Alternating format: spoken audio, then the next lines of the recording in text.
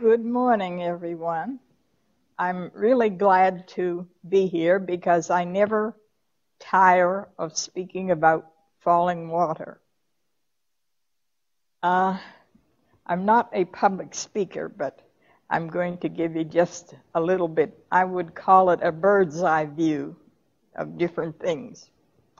Many years ago, there was a lady in Pittsburgh, and she had her own private employment agency, but she got help just for the very wealthy people. And I said, I think I'll put an application with her, but I don't think anything will ever come of it. But one day she called me and she said, Elsie, she says, I have something that I think, and she put emphasis on think, as though maybe I wouldn't be able to do it. She says, I think you can do it. She said, it's for H.J. Hines II at Rosemont Farms. And she said, Mr. Hines wants to have an appointment with you and talk things over. And she says, now the day that you come, she says, please be early. She says, because we don't want to keep Mr. Hines waiting. So finally, Mr. Hines saunters in. He didn't walk, he sort of sauntered. And we talked for a while. And he said to me when he was ready to go, he said, I promise you, if you come to Rosemont Farms, you'll have a good time. And that didn't sound right to me. I was raised with 11 brothers who put me wise to everything, and I said to myself, maybe I shouldn't take this. But anyhow, I went. And in about a week or so, Mr. Hines's mother came over. And she says, very haughty, she says, Ma says, you certainly are tiny. She says, do you know how to make soup? And I says, yes, but I always like to try different recipes. And she says, well, very haughty, she says, I will send some of my recipes to you, she says, because the canned soups are not for us, they are for the public. And I'm thinking to myself, well, it's the public where you got a lot of your money, you know? So I was there for, I guess, about 3 years. Now, the senator at that time was only 5 years old, just a tiny thing. And if you've ever been to Rosemont Farms, the main section of that house was for Mr. Hines. And on the left side was the staff's quarters. And on the other side was almost a house for Johnny and his governess. So after about 3 years, I discovered that there's really something wrong here. And I said to myself, I think I'll make a change. And just at this time, Johnny's mother, who was divorced from Mr. Hines, sent for him to come to California. And after Johnny left, I says, I think it's time for me to leave too. So I made a change. And I went to Ligonier, R.K. Mellon's town, at this famous place called Tag Shinny Farm. And I said, that's such a peculiar name. Does it have a meaning? And they told me that it meant home of the fox. And the people that owned the property, H.C. Buffman, Mr. Buffman was master of the Rolling Rock hunt. And weekends were big times for people in Ligonier. That's when they like to entertain. And I discovered that working 3 days a week on weekends, I'm making more than the people living there who were working 5 and 6 days a week. So that suited me just fine. And I was looking at a paper one day, the Ligonier Echo, and I don't know why this advertisement was in the Echo. I said, this person, whoever put this in here, must have been very desperate because we had the Pittsburgh Press to advertise in. But the ad read in such a way that it was hard for me to believe. And I said to myself, I think I will look into this. And it was Lillian Kaufman that had put this ad in. But I will have to go back a bit. You know, when you're my age, sometimes things go in one ear and out the other. But anyhow, I called, and Mrs. Kaufman says to me, she says, can you come in to be measured? And I said, measured for what? She said, in case you happen to wear a uniform at any time. It had to be custom made. And of course, that had never happened before. So I went down, and here's this seamstress with her scissors and needles and thread and everything. And I discovered that Mrs. Kaufman was just out of this world. They were different people altogether.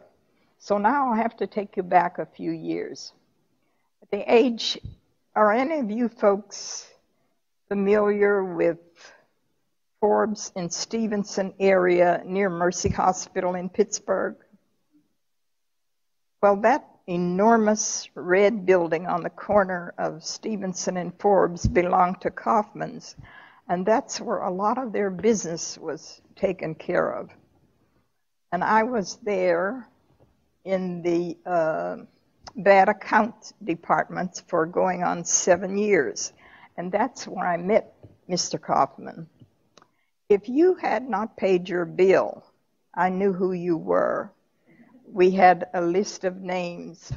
And if you bought something and you're sitting at home expecting it and wondering why it hasn't been delivered, if you hadn't paid your bill, you weren't going to get it. They were very strict about this. So that's where I met Mr. Kaufman.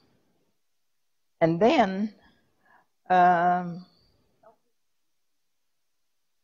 so many people, we have their names on boards. Oh, Mr. Kaufman's brother, Oliver Kaufman, he was the biggest culprit of all.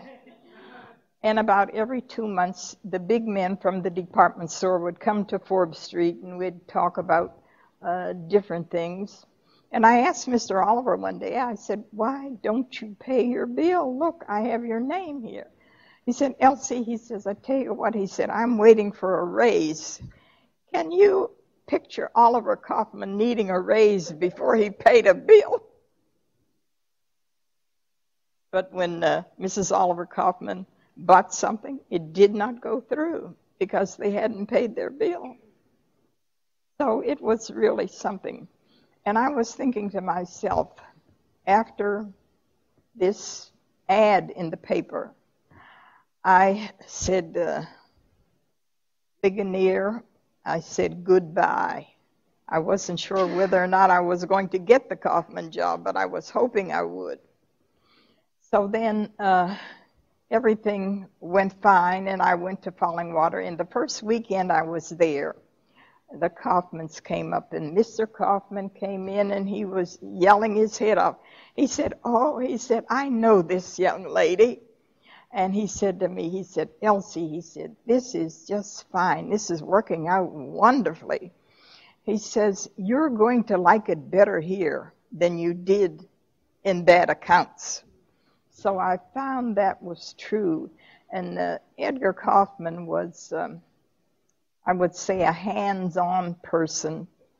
He had to know everything that was going on. He had to come to your house to see how you were getting along. And do you need anything?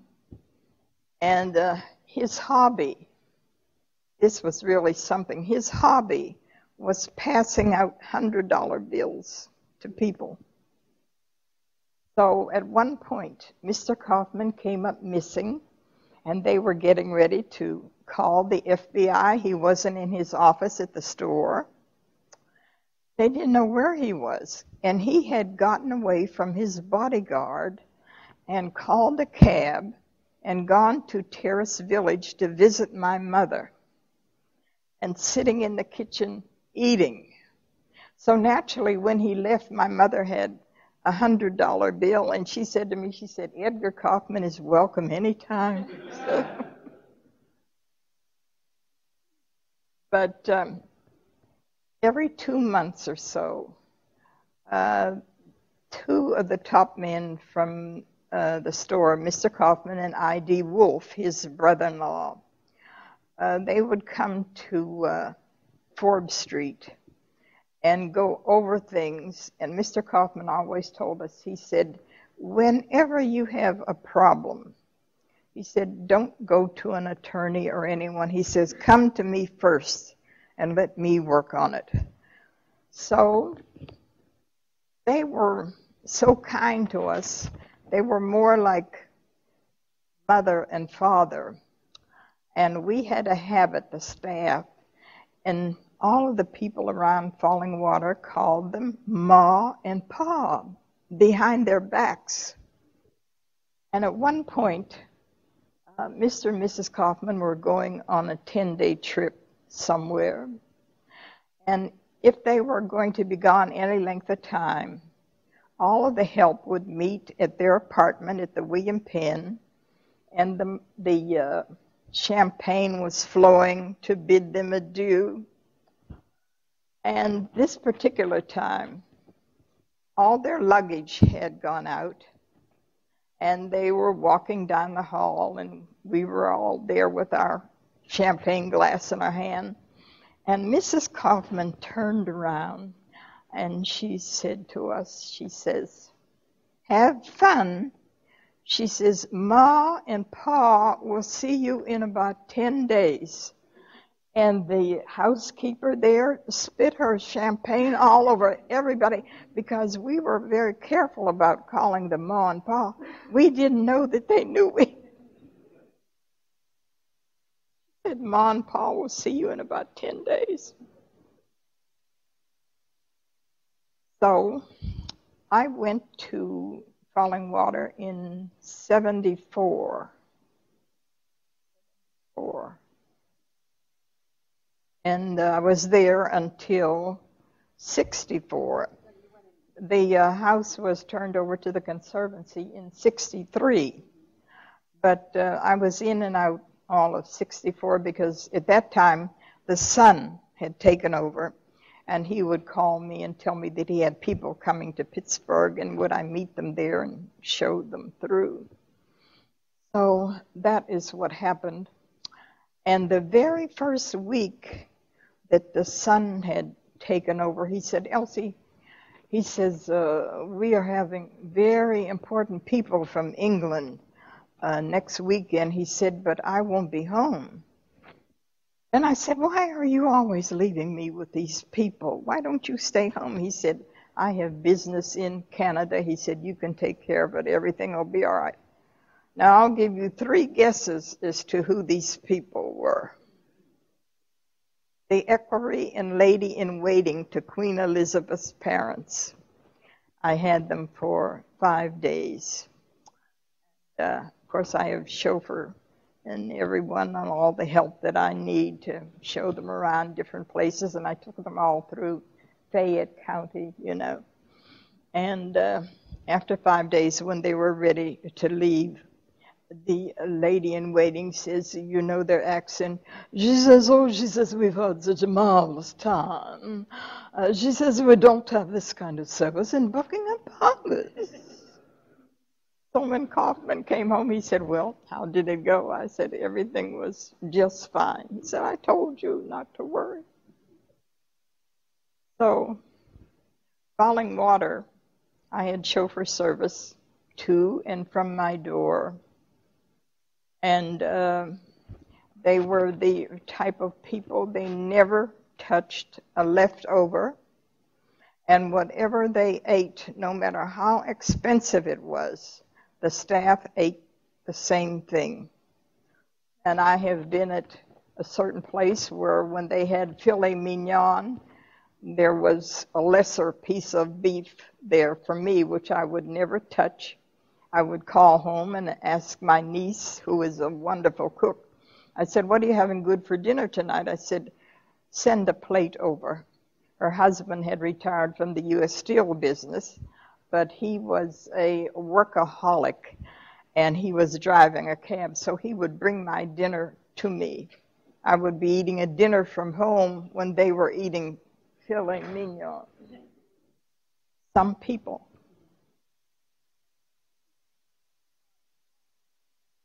Oh, I will tell you about Mrs. Kaufman had sometimes 6, sometimes 7, the long-haired dachshunds, and this really shocks people. On our staff, there was a man, Simon Burnworth. He passed away about 2 years ago. His main job at Falling Water was to cook for the dogs. Every morning that he came in, he would stop at the greenhouse. In different rooms, there was a room with freezers for the dogs, freezers for the family. And when the delivery man, way back in those days, the top meat in Pittsburgh was called Swift's Grade A, and that's what their dogs ate. And the delivery man said to Mr. Green, who was the head gardener, when he would bring this big order in, he said, "The Kaufmans certainly do eat a lot of beef." And Mr. Green says, "The Kaufmans don't eat this meat." And he says, "Well, what do you do with it?" And when Mr. Green told him that it was cooked for the dogs, the man almost had a heart attack. He had to help him to a seat. But that's what they ate. And Simon, when he came in the morning, he would stop at the greenhouse and get a big roast of beef that he would prepare for the dogs. And then the other thing that he did, he would go through every room at Falling Water just to check to see if there wasn't anything leaking or that everything had to be in order. But he would do that every morning when he came in. And at 4 o'clock when he left, he would check every room again to take care, see that everything was in order.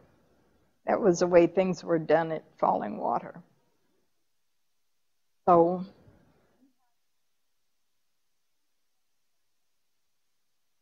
well, I'll tell you the terrible thing that happened. I'm trying to think of the year that it was, but Falling Water was flooded. The water came in up to the sofa tops. That's how terrible it was. And you couldn't see the bridge at all. The water was over the bridge. And I was happy that young Kaufman was home that weekend because it's something that you wouldn't believe. You had to be there to see it. We had to run for our lives up to the guest house. And the water down in the basement and took out the furnace. And the head gardener, Mr. Green, his wife had charge of making all of the jams and jellies, and she had just filled the cupboards with all of that, and that had to be thrown out. It was just terrible. So it took them about 2 months to get that in order a little bit, and after it was pretty much in shape, Mr. Kaufman said that he was going to have Frank Lloyd Wright come in to talk to the men on the grounds about different things that should be done. And he says, "Elsie," he says, "I want you to go with the Jones," that was his security man, to meet Mr. Wright. Here I go again. And we went to the airport, and Mr. Wright came out. And when he got in the car, he says, "Well, young lady," he says, "what do you do at Falling Water?" And I says, "Well, I plan all their meals. I have a chef and a kitchen maid and all the help that I need." No interference from Mrs. Kaufman. She said she didn't know how to cook, but she knew when everything tasted right, you know. So he says, "Well," he says, "if the food is as good as you look," he said, "everything is just fine." He wanted to come through Oakland to see what he called the tallest stay off the grass sign, the Cathedral of Learning, which he said was the world's ugliest building. I said, Mr. Wright, how can you say that? I said, I have an interest in that building. When I was a little girl, all of the children in the public schools gave 10 cents toward that building. He said, it's still ugly.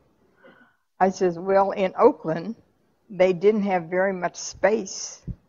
Everything in Oakland was taken up. They had to go vertical.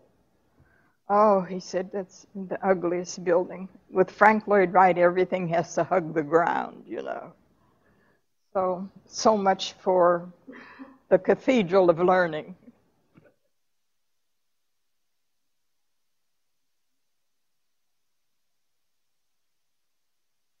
Oh, yes.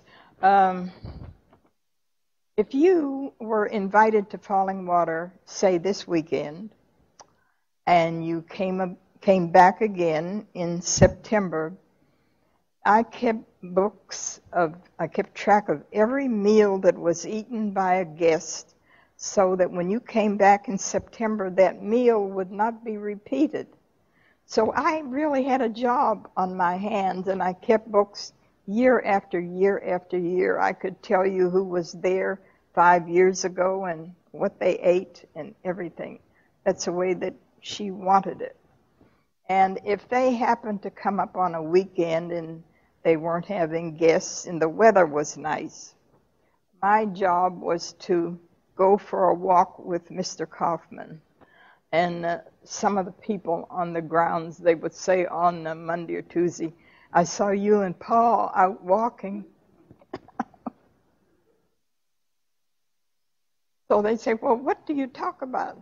I said, oh, there's a lot to talk about. I said, there's different people we would take apart, and then some of them we'd put them back together again. Well, I tell you, there was no place to me in this world like Falling Water.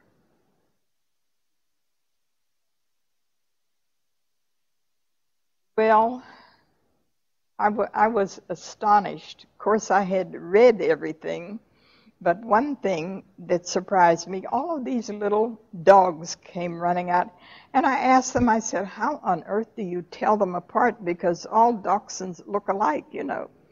But when you come to know them, they have personalities just like people. And the oldest one, Mucho, all of their names began with an M. Mucho and Mira and Moss. The others, I can't think of them right now. But anyhow, Mucho was the oldest. And when the Kaufmans were in Palm Springs for the winter, Mr. Kaufman would call all the time. And he says, Elsie, he says, how is Mucho? Mucho had arthritis. And I said, well, Mucho's hind legs are dragging. And he says, Elsie, he says, let's wait until the weekend. And if Mucho doesn't seem to be any better, have Jones fly him out to Palm Springs. He said, I think the sunshine will do him good. And I would say to him, I says, Mucho, I says, how are you feeling today? He says,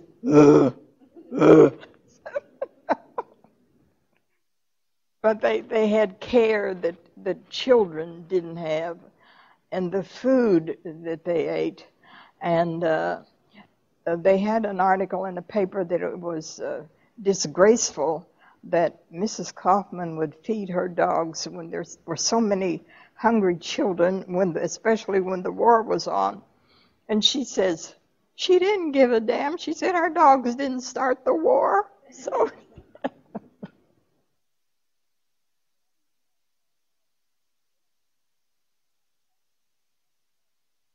well, they had their own up in the garage. Mrs. Kaufman had a dog house for each dog, and they were made with a roof that slanted down. You raise the roof up this way, and then there was a leather door where they could go in and out. but they never spent any time in there. And then she had, trying to think of the name, is these mattresses.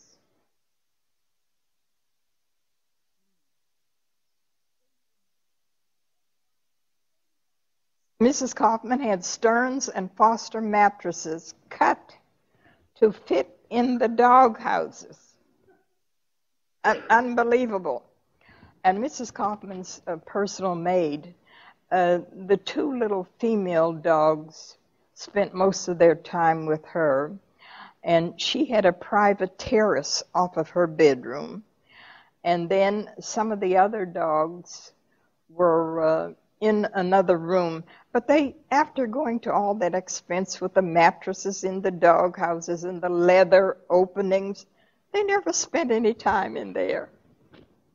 So I think the poor dogs came to a bad end because they were asking everyone if they wanted a dog, and the people refused because they said they couldn't feed dogs roast beef. It was just something awful. And then there was a vet on this side of Sewickley who was on a yearly salary to look after the dogs. So they had more care than a lot of children.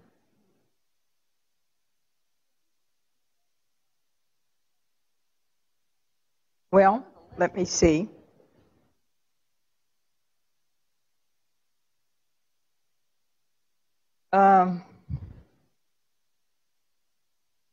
You've probably heard of Roger Tory Peterson, the famous Birdman. He came to, before this started, young Kaufman said that he was going to start a program where he would have famous people live in Falling Water for, say, 2 months and do whatever they did. And this Roger Tory Peterson, the world-famous Birdman, he was the first person to come with this program. And when he was there, when he was at Falling Water, he published his 13th book, and you could not get in Falling Water for the people from the television stations. It was really a big affair. But what happened? He and his wife, they received a grant from a company that paid for them to go to the Galapagos Islands to study the birds and the different things that are there. And so they were at Falling Water for only about 6 weeks, and they had to leave.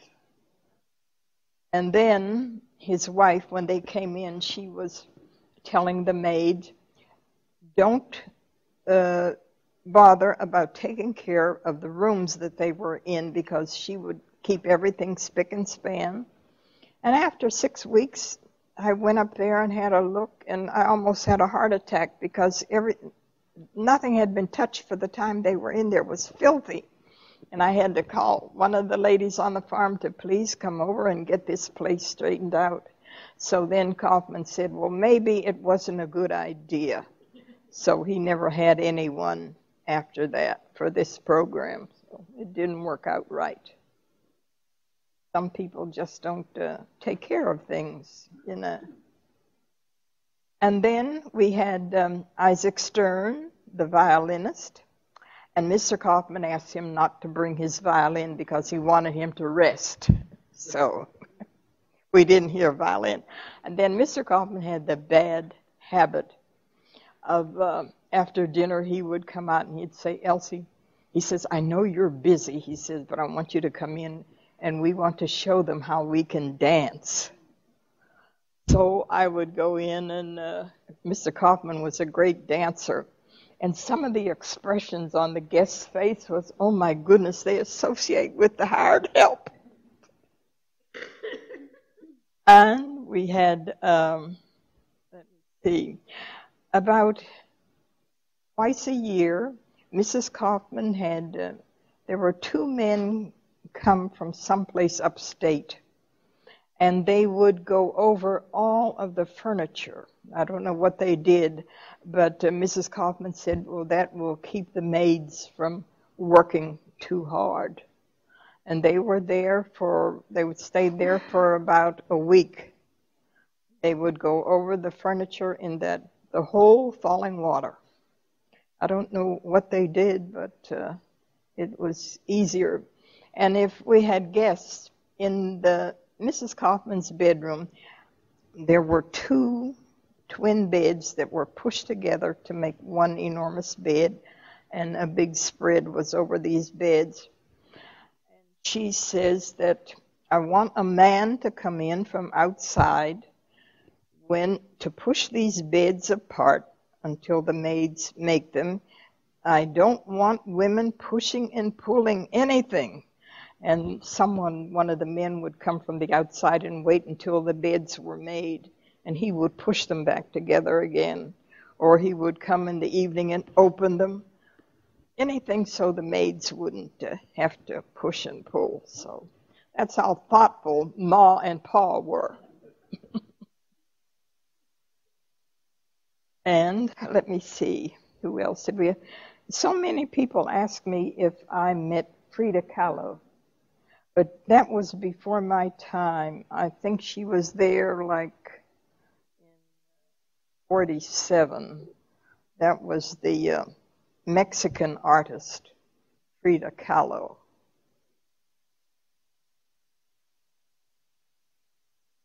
Let me see.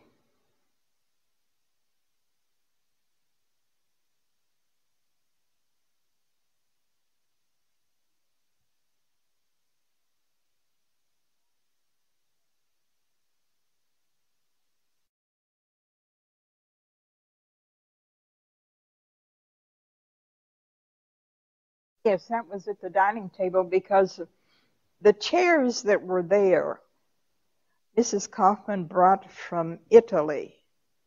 And I think they were only like on 3 legs.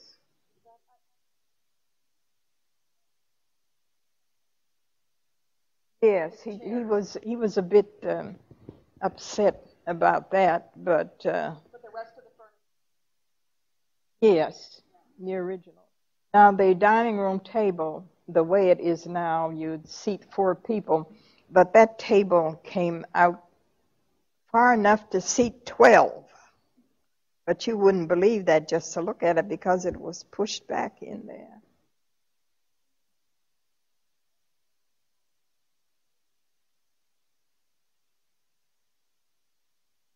That you mean at the fireplace? Yeah.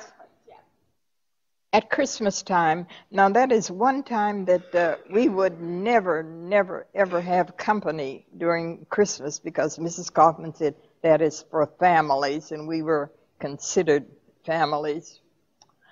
The chef would start the grog in the kitchen, and then they would bring that big fireplace urn out, and he would put what he had started in the kitchen, he would put it in there over the fireplace, and Mrs. Kaufman would add another quart of liquor. So when you had a taste of it, you didn't know what you were doing. But Christmas was a big time for the so-called family. And when they were ready to go to Palm Springs, there was one winter I thought that I would like to go to California. And Mrs. Kaufman said, Elsie, I don't think you should go because your mother doesn't feel well. She said, maybe another time. She says, but at their apartment in the William Penn, someone had to be in there at all times. The apartment, you had to babysit it. Even though there are security men on the 15th and the 16th floor, you cannot get up there. But someone had to be in the apartment, and we had a schedule made out of who would be at the William Penn maybe for 5 or 6 days, and then someone else would come in. And she says to me, she said, Elsie, she says, I'll tell you what would be nice. She said, for your 5 or 6 days or whatever time you're there, she says, have your mother come down and stay with you. She says, but I want your mother to sleep in my bedroom. My mother can't sleep in our part of the house. So my mother came down, and after about 3 days, I went in, and she was putting her things back in the suitcase. I said, Mom, I said, what are you doing? She says, I'm going back to Terrace Village, where I belong. She said, this is a bit too much for me. I says, you mean to tell me you don't appreciate sleeping on sheets that cost $350 a dozen? She said, that's the problem. So my mother went back home. She didn't stay the full time. But Falling Water, I would say it's in a class by itself. The majority of people, they have, I don't know, I guess you would call it sort of a plantation. Their kids and Kaufman's, even their relatives. There wasn't a racist bone in any of their bodies. Different people. Very nice, very nice. So, you folks have any questions?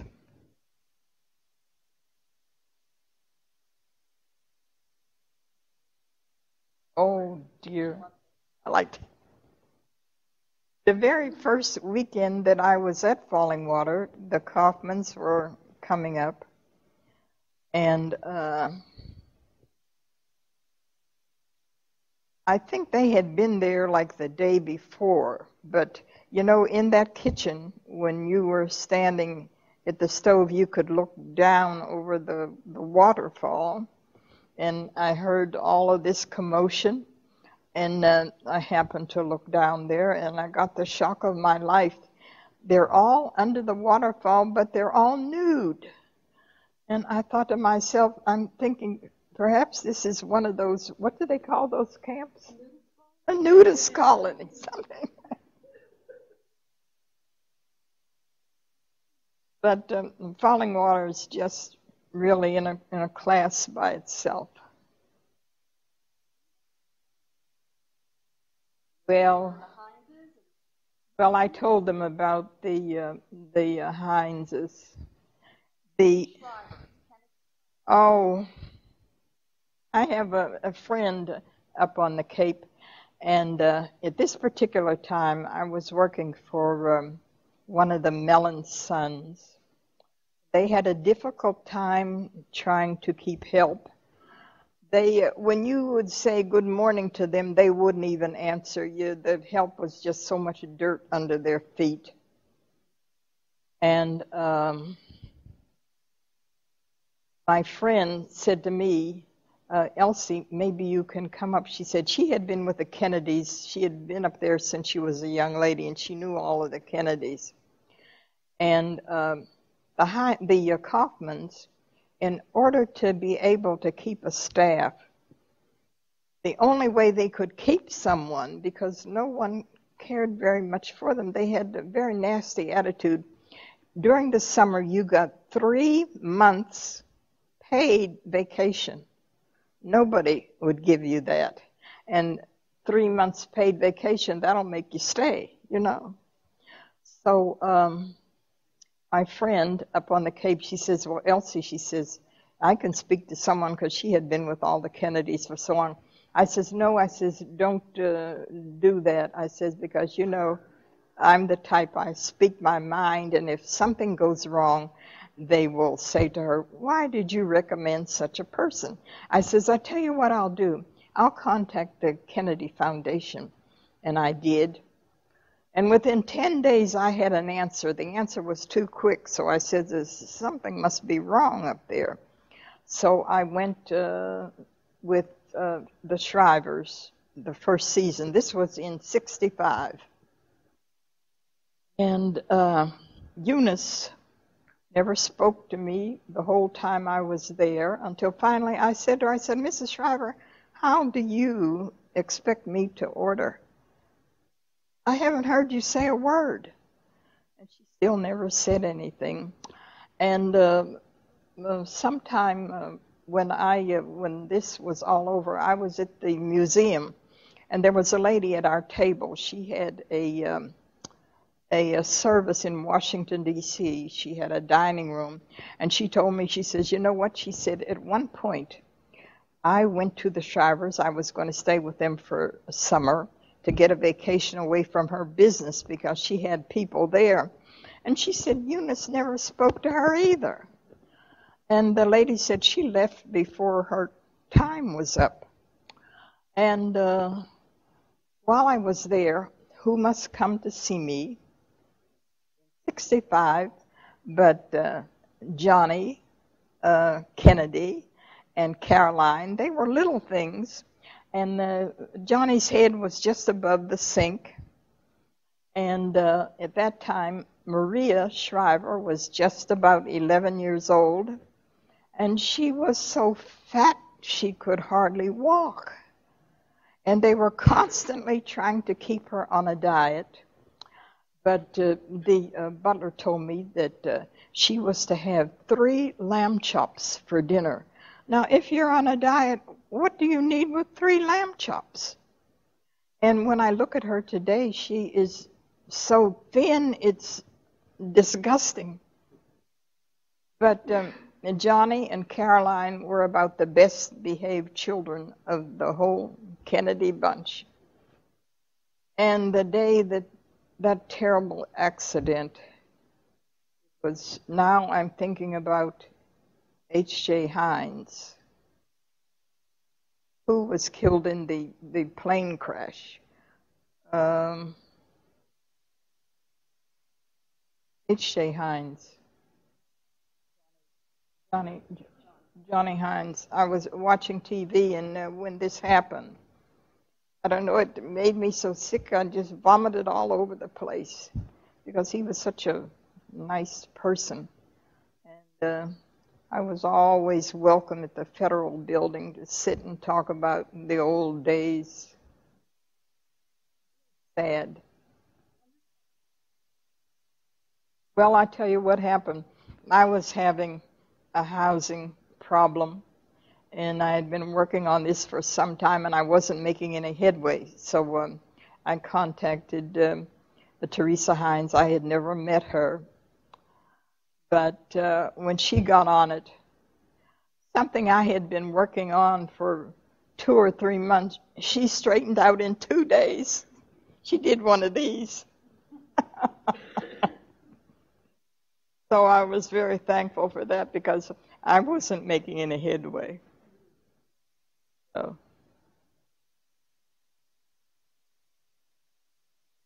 I can't hear him.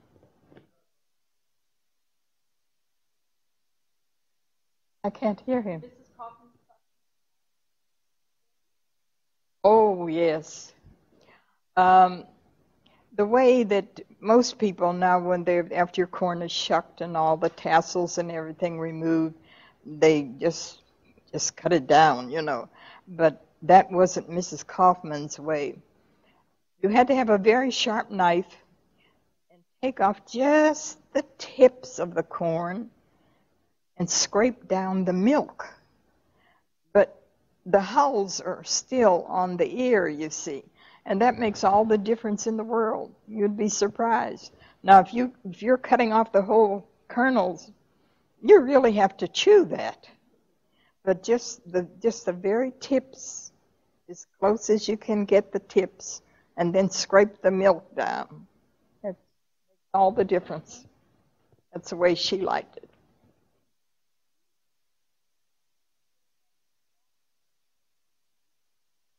No. For lunch, maybe she'd have maybe a few carrots and maybe a piece of cheese and a little piece of toast that is with not a soft spot on it, and maybe a few other vegetables, but sliced very, very thin. That's lunch for her. She was a very dainty, slender woman.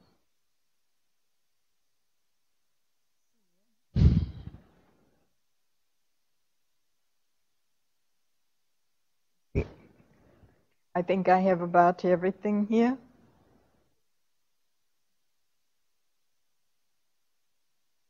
And one other thing, I think the Kaufmans were the first people to have the new music system. When you walk in the front door, this machine is right there.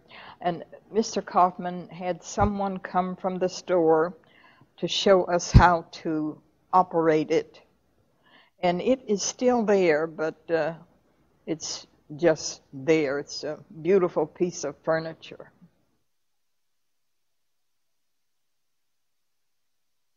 Well, I think everything is pretty much the way it was.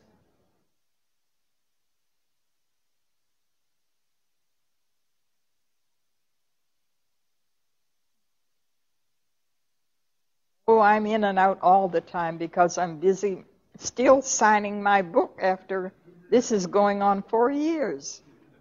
But it was the best cookbook in Pittsburgh, and it made the Gourmand Award. It was the best cookbook in Europe, which surprised so many people.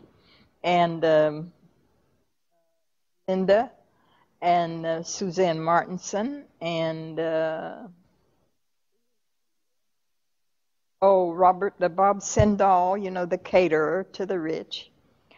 We were invited to Madrid, Spain, for me to accept my award, which was really out of this world. But these people they're business people. They can't go to Europe. And I couldn't go either because about 6 months ago, my doctor told me that I had a silent heart attack. And I said to myself, I wonder when that could have been. And then I gave it a great deal of thought, and all of a sudden it dawned on me. I was at my hairdresser's, which is in Homewood, which has a bad name. And the beauty parlor, your drug dealers are walking up and down right in front of the building. And I asked the hairdresser, I said, why don't you lock the doors? She said, Elsie, she said, no one's going to bother you. But the day I was there, I was so upset. I could feel tears kind of well up in my eyes, and I got crazy. Like, they said, Elsie, what's wrong with you? I was just afraid, you know. So I said, I'm never coming back here anymore.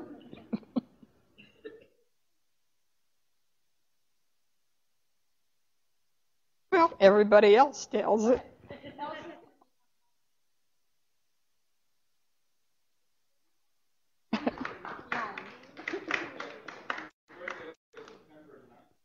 September 7th. My mother passed away when she was 74, and I thought, oh my, that is so old. And here I am, for the 7th, 99. Maybe that's because I have never, ever allowed more than a half a cup of anything on my plate. If I see too much food, I might just throw up all over it.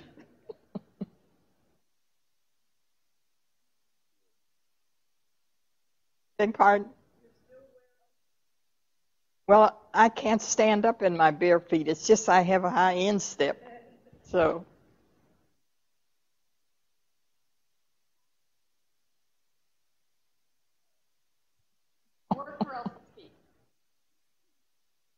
Oh dear. Well, it has been wonderful, a wonderful, wonderful life.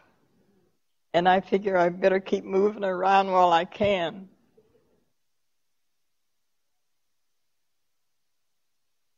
Well, anytime they have a book signing, but I would say I'm up there about every 2 months at least. And I tell you where I have been. You folks have heard of the Mennonite people? Well, they invited me back. I was there last month for the second time. Has anyone ever been there? Their town is so huge you'll get lost driving on it. And it's like an elder hostel. It's a beautiful place. And the last time I was there, they had people from as far away as California, and when they are there, they go to Falling Water because Falling Water isn't too far from, what is the town? I can't think of the name of the town. Oh, Mount Pleasant. Mount Pleasant. And then when I'm there, someone comes from Falling Water to sit with me. So it's very interesting. Mennonites. And then about 3 weeks ago, I was at this place called Concordia. They have 3 enormous nursing homes. And one of the ladies who is a part-time hostess there, she took me out, and it was wonderful place. When you walk in, you think you're in Buckingham Palace. It's a home for the elderly, but it looks like a palace inside. You've never seen such furniture. And the people, there are a lot of them are in wheelchairs, and there are a lot of them that are able to walk around, but they're dressed. It's beautiful. And there was one man in a wheelchair, and he came over to me, and the other patients in there, they were just so surprised. They said, well, he never speaks to anyone. He never pays any attention to anyone at all, and he's coming over to you. And he came over to me, and he put his hand out, and I took his hand. And I discovered he had been to Falling Water many, many years ago before he became ill. And, well, his mind wasn't good, but he remembered Falling Water. So I said, so I guess Falling Water is a place that you just don't forget.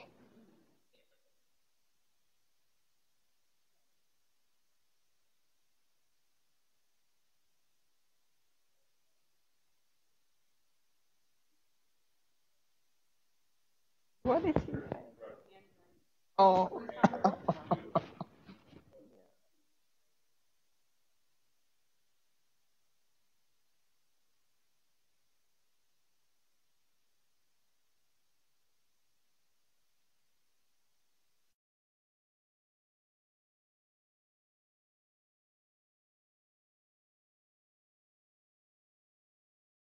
Thank you for having me.